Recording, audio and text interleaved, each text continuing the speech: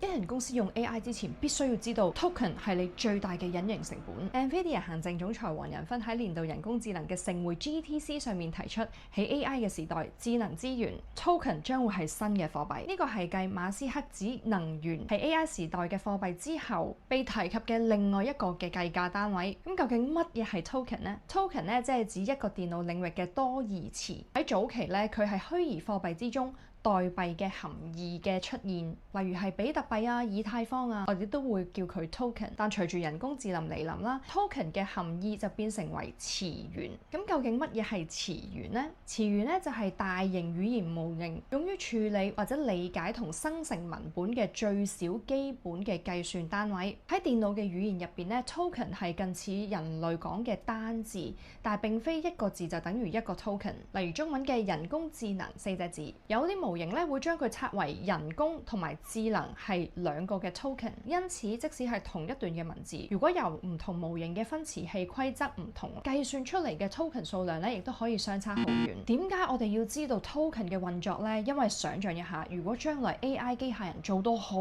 勁，但係你係叫佢唔喐嘅，你需要用 token 先會可以俾到指令叫佢去執行。